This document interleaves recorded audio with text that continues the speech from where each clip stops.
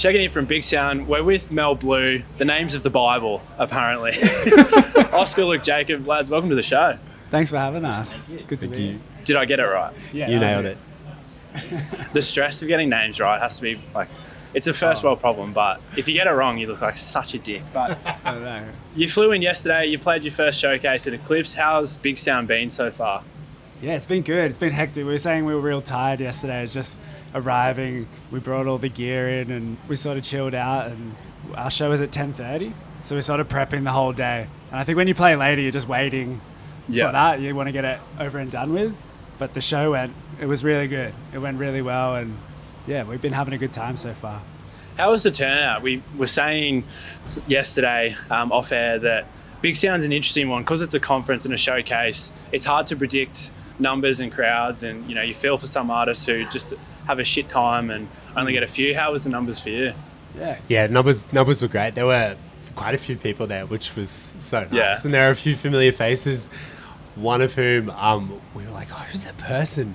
And then we realized it was someone from our label that like we never actually have met in person, came all the way from Canada. Yeah, right. So that was a real nice surprise. No, but it was a good turnout. It was really sick. Love it. Well, it's an exciting time for you guys. You're only a couple of weeks out from release for your new album, which is No More Jackets, Please. The first question is it correct to assume that this is a follow-up to Phil Collins' album, No Jacket Required? That's actually funny you say that. It wasn't on purpose, but we are sort of claiming it now because it feels like a good little... because the name doesn't make heaps of sense. But we are claiming it, but no, not originally. It wasn't. Okay. Just needed to check. Yeah. We've had a bit of a taste of some singles from the new album, and the sounds, it's a lot faster, it's a lot harder.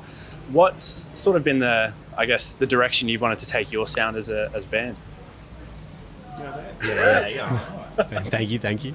So, we moved to London and we've been there the last 2 years. And originally we went there thinking, we want to go here and we want to immerse ourselves in more of a house music culture. Yeah.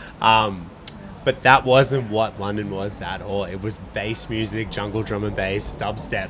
And everything was faster than 140 BPM. And I think each of us are kind of known of these styles, but to go to the club, to be in a dubstep night with a huge sound system, see an artist like Scream, we saw James Blake, this amazing B2B, like go to these events where it's just all about bass music. It's so inspiring. So I would say the sound of the album is very reflective of the UK club culture that we kind of got to be a part of. It seems like the Australian sort of electronic scene is a little bit behind the European scene, or a little bit different to, I guess, what the European scene is doing with, bass and even sort of rave culture. Have you seen it sort of develop in Australia a little bit, or is Europe very much leading the way? I think, something that was also amazing about going over to the UK is to understand actually just how on the front foot Australians are in Australian electronic music. Artists like Mokhtar and Pretty Girl, and then other artists like More Grab and X Club. You got One Tablespoon, Sam Alfred, Nina Geriachi. There's so many Australian electronic producers that just sound like no one else. And I think actually on a world stage, people look at Australians and go, that's so different and that's so unique. And I think if anything, getting to be over there and see these artists perform, be like, oh my, I'm so honored that I come from Australia and I get to be part of this culture here. I love that. The timing of it, it's almost like a seasonal thing. It's like they almost have their summer first. So they do all the summer, and they what they're doing, I think we see it here, and then by the time we get to some of them, we kind of just do all that again. Kind of cycle it, and then we experience it for the first time. So it's almost like this seasonal thing where it's just like a 6-month rotation. Is how I kind of, even just with the music selection and stuff, that's how I picture it anyway. Yeah. Well, with the sound itself, it's obviously quite intricate. There's a lot of layers to, especially the new singles. When you're in the studio, do you have in the back of your mind, how are we going to bring this to life? Like, how do you sort of approach your live show when you're in the studio? Well, I think the live show definitely comes afterwards. Like, we're never really thinking about it in the moment. I think especially on this one, like, we've sort of changed our live setup and had to really figure out how to translate it live. So, but when we're in the studio, I think we try not to think of much besides what just comes out naturally. So I think we just go for it, and then we have the fun jigsaw puzzle of like, all right, how do we do this live? Who's going to play what? And then because of that, the live show actually turns into something on its own as well. Yep. We feel like if you see the live show, it definitely reflects the album, but it's almost a different thing too. Like we think it's quite rocky and a bit epic in moments as well. So we try to bring a different edge to the live show. Love it. And last one before we let you go. We're in the valley in the middle of the day, which is very interesting people watching, to say the least. But Max and I were talking earlier this morning about the perfect time to watch a Mel Blue set. And Bigsound rolls out artists at the most random times.